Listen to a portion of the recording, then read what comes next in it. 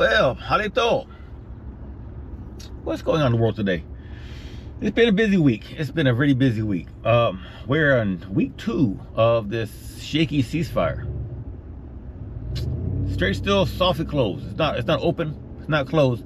Ships are transiting it, but Iran has claimed Iran claimed that they mined the strait.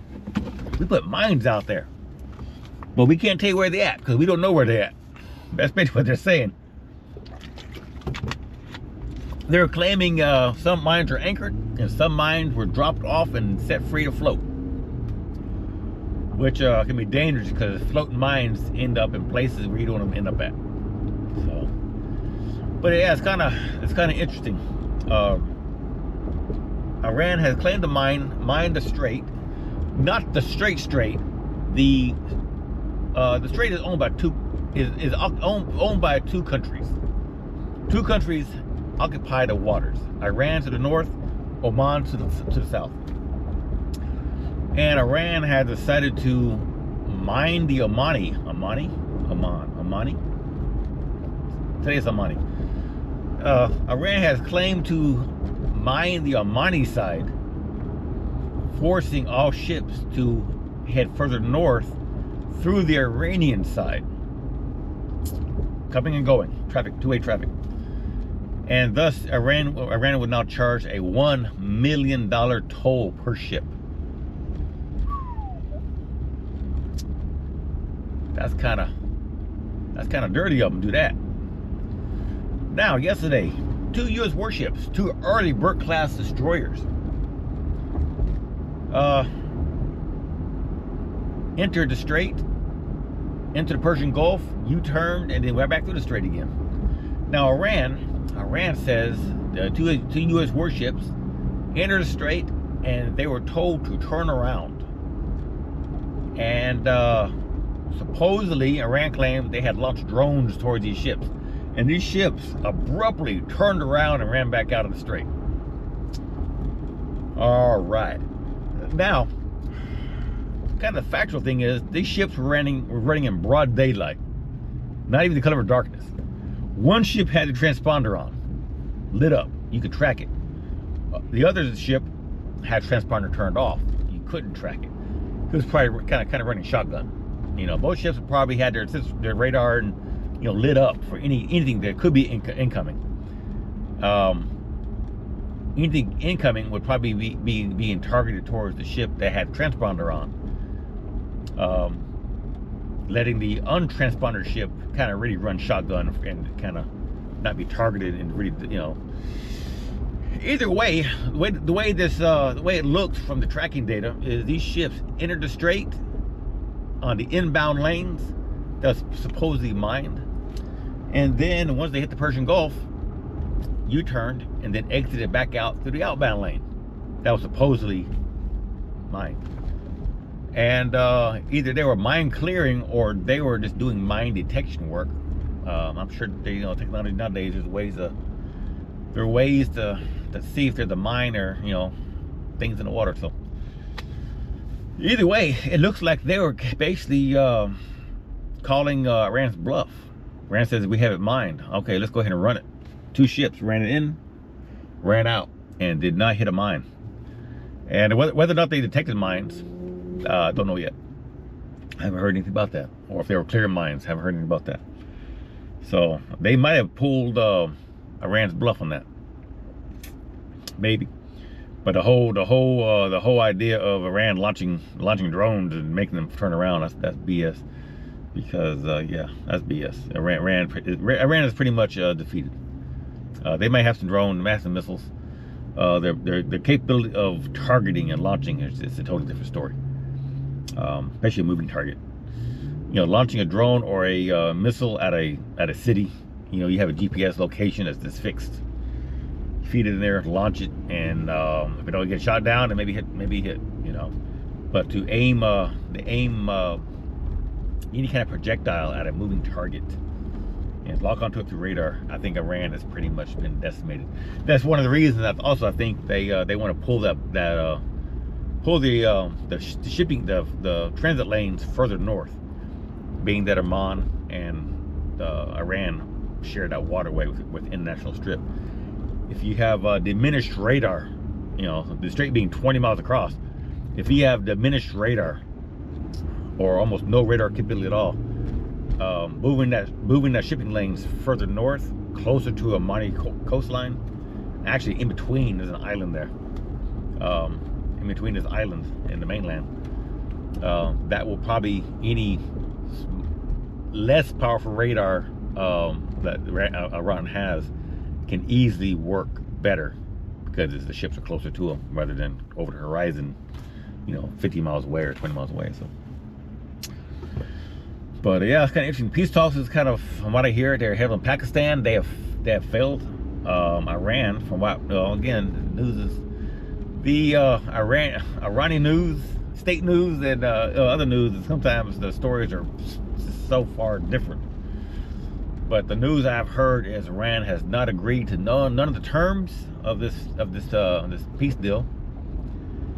And so yeah, so it's kind of interesting. I know the Ayatollah, the cardboard Ayatollah, the supreme leader himself, has issued statements of Iran's defiance. Now he hasn't said nothing in person yet. These are the statements released. You know, the supreme leaders, they like to get in front of the camera and yik yak sometimes. You know, that's what they do. They assert their power, their authority. This dude here, from what I heard, his face has been erased, and he has no legs. And right now, he's probably, from what I'm hearing, he's more likely in a medically inducing coma, undergoing treatment. So he didn't release nothing. He's probably in a Russian hospital right now, all morphined up. So who is running the government? Who knows? I hear there's a regime change already that happened. More likely, the regime change that had happened is the Iranian military faction taking control, which is probably a step in the wrong direction. But they couldn't win this war anyway in the first stage, so they will be here very longer. The people I hear are now uprising, which is kind of a good thing, maybe. The first uprising protests in the streets of Iran, of Tehran, some 36,000 were killed by the government, from our American numbers. Now there is a Iranian freedom group here in the States who are advocating Iranian freedom. They're from Iran. That came over, I guess, during the as refugees during the you know, the Iranian Islamic Revolution they had over there. And they're saying their numbers are close to 50,000 died. So somewhere in the range of a small town, medium town. So were executed because they're protesting. So hopefully, from the rumors, if these new protests have sprung up, and I think Trump has kind of dropped a hint that there are weapons airlifted and dropped into their hands this time. So, which would be interesting if we were able to arm the Iranian protesters to fight against their government. That'd be very interesting. So, but I know this Iranian group here in the States has asked the people to rise up. You know, I know this is Iran's weakest moment, the military's weakest moment, to rise up and overthrow the regime. But America, Israel, and another Middle Eastern country, I can't recall off the head, has told the Iranian people to stay indoors, don't go out the streets right now. And I think that's from the fact that the U.S., Israel were doing airstrikes, and they don't want these protesters to be accidentally caught up in airstrikes, which I kind of understand it. Stay at home. But from what I'm hearing now, these protesters are now firing back up again, and people are in the streets with limited, but better than last time ability to actually this time cause damage to the new regime that has taken over, which is more likely a military faction that has taken over pretty much. So yeah, we live in interesting times. So we'll see what happens. I haven't heard no news this morning yet of any more ships transiting. I know some tankers are now transiting the strait. I know some tankers have gotten kind of tired of sitting off in the Indian Ocean, kind of sitting there waiting for the strait to open up, burning fuel. That some of these are now rounding Africa, going into South America, Central America, and there's a website so you can track air flights, you can track ship transponders, and these ships look like they are heading towards the Americas to get oil. So the U.S. has oil, has a lot of oil. So yeah, which kind of make you wonder, because OPEC kind of controls the oil market. A barrel of oil right now is $95, $96 a barrel, something like that. And I kind of wonder why the U.S. hasn't opened up a secondary market in competition with OPEC. Kind of wonder. But yeah, that's all I got. That's all I got. So we'll see. Let's see how this conflict goes. I mean, gas prices here are still on the high end. They're still I'm paying like $3.60, $3.70 a gallon. So they're approaching Obama days. Station I used to get gas at, it was $3.70, $3.80s. The highest I saw, if I remember right, was $3.89 during Obama. So the gas station, and I use that gas station as my marker, or where it is, since I pretty much fill up at the same place all the time. And so far I'm at the 370s, and hitting 380. It kind of meanders throughout the week. So it's at the front door of Obama prices. Not quite there yet, but it's at that front door. It hasn't opened the door yet.